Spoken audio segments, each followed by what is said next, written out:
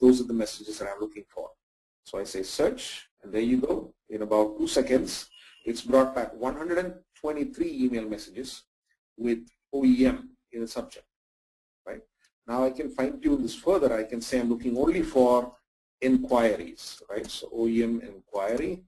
There you go. That is 9 messages. If you want to expand them, you just simply do that. It'll expand. And then let's say that I'm only looking for those which have PDF inquiries, and there you go. I found it.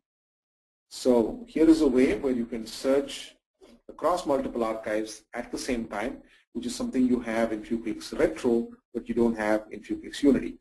So basically, the basic functionality is the same. FewClix Retro is in a tab by itself, but has some extra functionality because of the fact that it's an application bundled into the Notes environment rather than a plugin inside the Notes mailbox.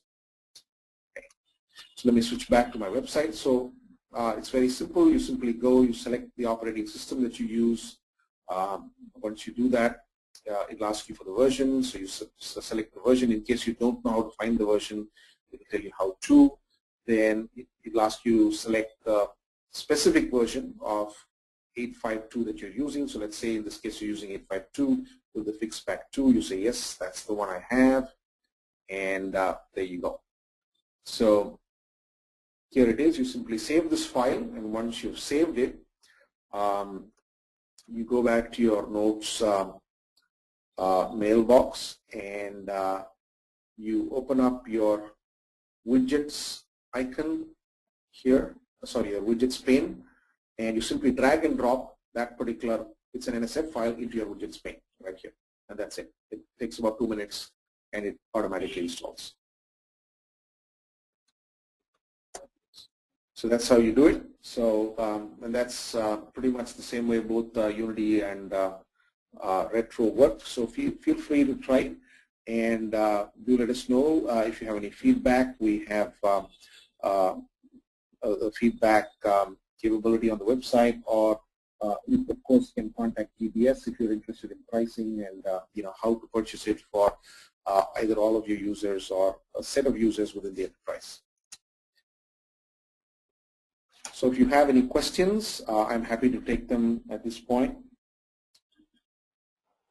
Thanks, Raveen. One of the questions that came through while you were presenting was, can you use a combination of the retro and the embedded version of FewClix? Yes, you can, just like I was doing right there. So I can use both Unity and Retro on my mail client at the same time. Okay.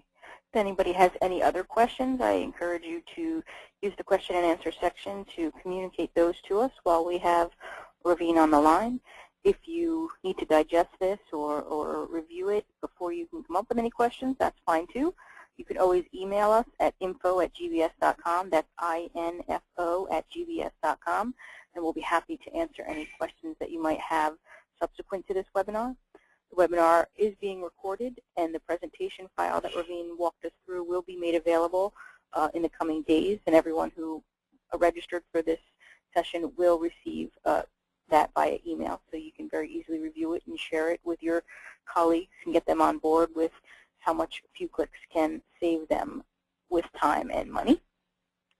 I'm not seeing any other questions coming through. One of the questions that normally people have is, where does FewClix index?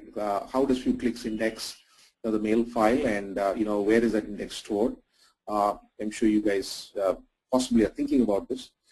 So what FewClix does, it works a little differently from the Lotus Notes full text index. As you know, Lotus Notes, the full text index is stored on the server, and typically can occupy anywhere between 50 to 80% of the size of your mailbox, which is why most enterprises do not enable the full text index for all their users. FewClix, on the other hand, stores the index locally, and we have a proprietary indexing mechanism that basically is very efficient. Your index size will be between 10 to 30% of the size of your mailbox, and because that index is available locally on your machine, FewClix is much quicker, and irrespective of the size of your mailbox or of the number of attachments or email messages that you have, FewClix Unity will still return results in seconds or less than a second. I hope that was helpful.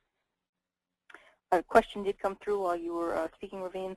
The question is, to deploy into a production environment, is there a need to sign FewClix with an approved signing agent ID? No, not required. What you will need to do if you want to deploy it in a production environment is you can do it in 2 or 3 different ways. One, you can use the same method that I just showed you. So all of the users can be sent the link. It can even be an internal link hosted on your own server, and they simply drag and drop the widget into their widgets pane, and it installs by itself. And because it doesn't install on the server, it doesn't install anything on the server or in any way modify your mailbox or your email template. It basically doesn't sound off any of the typical security alarms that would go off when you're installing a software product. The other way you could do it is basically we have something called the FewClix Enterprise NSF installer.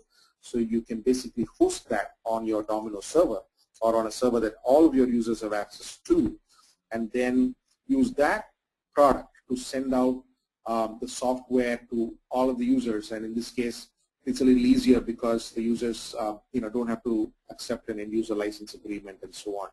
They simply pick it off that NSF and install it. Okay, the subsequent question to that was a little bit of confusion. So it works alongside the mail file, or does it modify the NSF, or? No, it does not modify the NSF.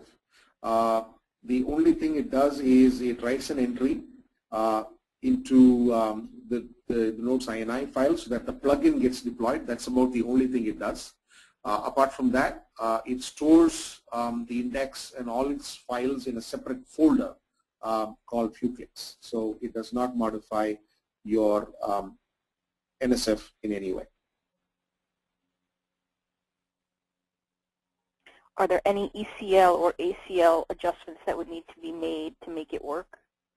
No, not at all. Again, because it's integrated into the Lotus Notes client, it automatically adopts the ACL. So, for example, if you have installed it on a client, on a machine, it basically will work only with mail files that the particular user has access to, right? So if that ID file can open a particular mailbox, FewClix will also be able to index that mailbox and work.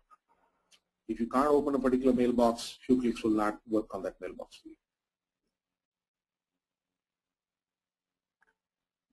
Okay, great. I'll give everyone a chance to ask any other questions that they might have before we wrap up. While we're waiting for that, I just wanted to give a plug for the next webinar in our series.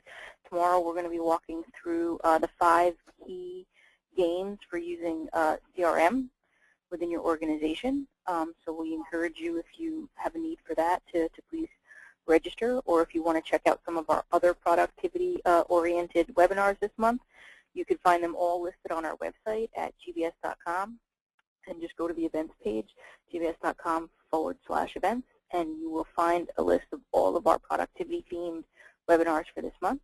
We do record all our webinars, so there's also, if you missed one that already occurred, you can always view the recording, which is where this one will also be stored once we're finished with it today. I'm not seeing any other questions coming through, but I do want to thank everyone for spending time with us today. If you do, as I said earlier, have any other questions, please feel free to email us at info@gbs.com, and we'll be happy to address those questions for you. The recording and the presentation will be made available for your review. Thank you all for joining us. Thank Raveen for taking the time to walk us through today. And I want to thank everyone again and hope to see you on a future group talk.